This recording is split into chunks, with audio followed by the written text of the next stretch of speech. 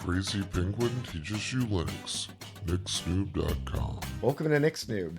In this video, I'm going to show you qpwgraph, which lets you route any audio output to any audio input. It's available in your Debian repository, so you can apt-get install qpwgraph, or you can install it from Discover. I'm just going to open Discover here, Discover, and search for qpwgraph. I recommend installing it from Flatpak if you have FlatHub installed. So you can see I don't have it installed from the repo, but if I click on this and go to, instead of from Ubuntu, from FlatHub, I do have it installed. I already have it open, so I'm not going to launch it, but this is what it looks like. All right, so let's fire that up. And here we go. And right now you can see I've got Bitwig, my audio output, going into my OBS input. And I can see that if I move OBS over here, here's the audio. And if I open Bitwig, here's our audio. And we've just got a gate on this.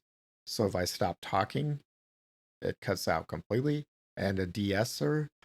And that's it. Also have like acoustic drum kit. And a cool synth.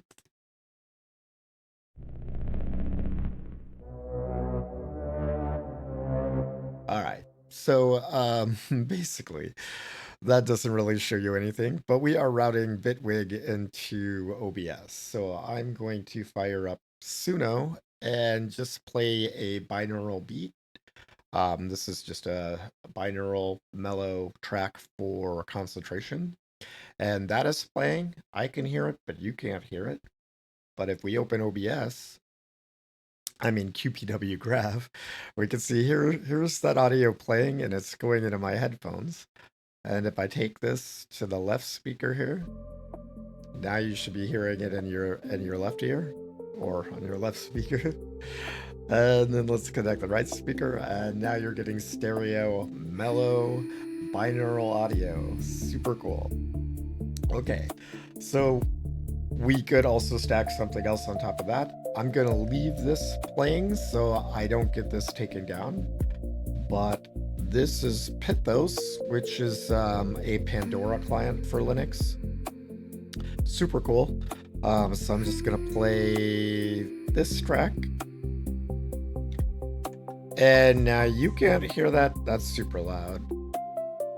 Okay, so you can't hear that. But if I take this, now you can hear that in the left ear. Stereo. And then I'm just going to get rid of that. Let it go, let it go, let it go up tonight. Yeah. Why won't you? There we go. All right. Okay. So now I'm still hearing that. I got to stop that. All right. Okay, so, and we can stop this other audio too. And then qpwgraph's a little confusing because you can stack what they call patch bays. So you can patch anything into anything else, save it as a patch bay, and then save that. So right now for OBS, I just have my Bitwig audio output going into OBS. So if I make that deactivate, hear me. Now you can hear me again. So I can activate and deactivate that patch. And then I also have one for the Chrome to OBS. But right now, that isn't going to work because I'm not playing. But if we come play this. All right, so now the Chrome to OBS, oh, yep, let's save that. Deactivate, and you can see that went away, and now you can't hear the audio. Activate, but you can see this is still activated because it's stackable. So a little confusing. I'm gonna go ahead and stop this music. All right. So a little confusing, but basically the patch bays are stackable, and activating it or deactivating it turns it off. So if I go back to this Chrome to OBS, now it went away because I turned off that audio source. But again, now it's back. If I deactivate that, it goes away. But my OBS one is still activated.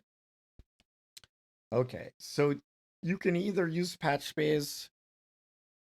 You can either use patch bays and stack them for what you want. It is nice being able to just turn stuff on and off like that, or you can not and just draw your signal. And this is really useful for, let's say you're talking to someone on Signal and you're listening to something on Pithos and you want them to be able to hear it, but you don't want them to hear themselves. You can just route that to your signal input. And instead of changing your signal, mic to be your computer output where they would hear themselves. So there's a lot you can do with this. It's super, super useful. Highly recommend it. qpwgraph. And before I let you go, one fun thing here in Bitwig. Go back to my audio tools. So I created a clap plugin using AI. It wrote it in Rust, but basically my prompt was create a Linux native clap plugin that is a pitch delay. Have all of your normal delay controls, but also allow a pitch control that can shift either up or down, however many semitones, by semitone, and have it so that you could do that differently in the left and right speaker. So I can turn that on real quick. So this is just a regular. Oh, nope, I have it doing all the crazy stuff right now. So let's turn the pitch link off, and let's put the pitch left to. Yeah, turn it on.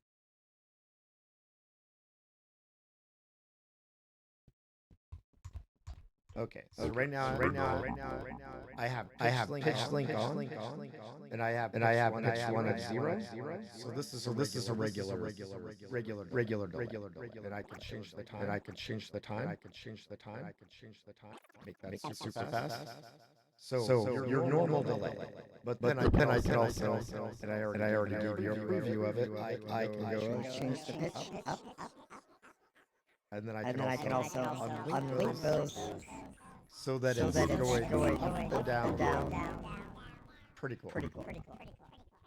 All right, so that was just playing around with AI saying make me a plugin. One of the reasons I like Linux for audio is because I can run all of my Windows VSTs in Linux, and not only that, because of the way because of how wine works and you have prefixes, I could have a Windows 95 prefix, a Windows 10 prefix, a Windows 11 prefix, and if I have plugins that like require Windows 95 or plugins that require Windows 11, I can use all those plugins at the same time in Linux. So I should make another video on how to set up Yawbridge and Wine and Windows VST plugins in Linux. But anyway, let me know if you'd like to see that video. And thanks for watching. If you like this video, please give me a like and subscribe so you don't miss future content. And if you have any questions, leave them in the comments and I will answer them as quick as I can. Thanks for watching. See you in the next one.